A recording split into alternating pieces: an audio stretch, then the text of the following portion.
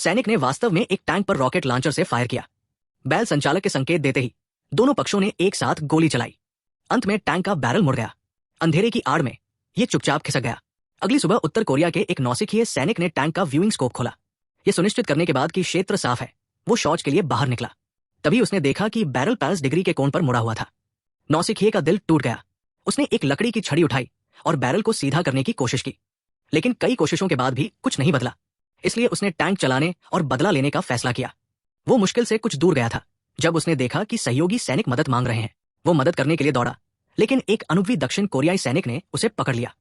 अनुभवी सैनिक ने उसे टैंक वापस कैंप में ले जाने के लिए मजबूर किया। रास्ते में उन्हें एक अमेरिकी लड़ाकू विमान मिला। नौसिखिया विमान से बाहर निकला और चिल्लाया कि वे सहयोगी हैं, लेकिन विमान ने फिर भी हमला किया, जिससे अनुभवी विमान टैंक से नीचे गिर गया। तब नौसिखिए को एहसास हुआ कि यह वही विमान था जिसने उसकी यूनिट पर हमला किया था। उसने मशीन गन पकड़ी और विमान पर अंधाधुंध फायरिंग की। गोलियां विमान की पूंछ पर लगी, जिससे विमान के पीछे काला धुआं फैल गया।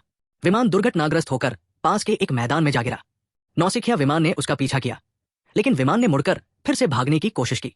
जैसे ही विमान ऊपर की ओर बढ़ने लगा, नौसिखिया विमान ने मुड़े हुए बैरल को 2 बार उसकी पूंछ पर मारा, जिससे विमान फिर से नीचे गिर गया। टैंक पूरी गति से आगे बढ़ा और क्षतिग्रस्त लड़ाकू विमान का पीछा किया। इस बीच अनुभवी विमान गोपनीय दस्तावेजों का एक सेट प्राप्त करने की कोशिश कर रहा था, लेकिन वो एक बैलगाड़ी में फंस गया। वो टैंक पर चढ़ गया और नौसिखिए विमान पर चिल्लाया कि आगे एक पुल टूटा हुआ है, लेकिन इससे पहले कि वो कुछ समझा पाता, वो नीचे गिर गया।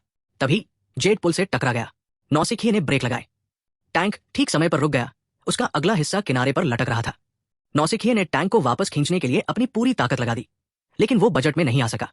अनुभवी लोगों के एक समूह के साथ वापस लौटा और साथ मिलकर उन्होंने टैंक को वापस खींचकर सुरक्षित स्थान पर पहुंचाया। बाद में दोनों ने टैंक को सीमा तक पहुंचाया। अब तक वे सच्चे दोस्त बन चुके थे। विदाई उपहार के रूप में अनुभवी ने नौसिखिए को अपना हार दिया। नौसिखिए ने अपनी घड़ी उतारी और बदले में उसे अनुभवी को दे दिया। लेकिन जैसे ही वे अलविदा कहने वाले थे, दक्षिण कोरियाई तोपखाने ने टैंक को देखा और गोलीबारी शुरू कर दी। नौसिखिए को हवा में उड़ा दिया गया। अनुभवी गोलाबारी के बीच से वापस भागा, लेकिन तब तक बहुत देर हो चुकी थी। मरने से पहले नौसिखिए को घातक रूप से घायल कर दिया गया था। नौसिखिए ने कहा कि उसका सबसे बड़ा सपना घर वापस लौटना था, लेकिन यह सरल इच्छा कभी पूरी नहीं होगी। अनुभवी सैनिक ने उसे बैलगाड़ी पर बिठाया और उसे वापस उस घर की ओर भेज दिया जिसे वो फिर कभी नहीं देख पाएगा।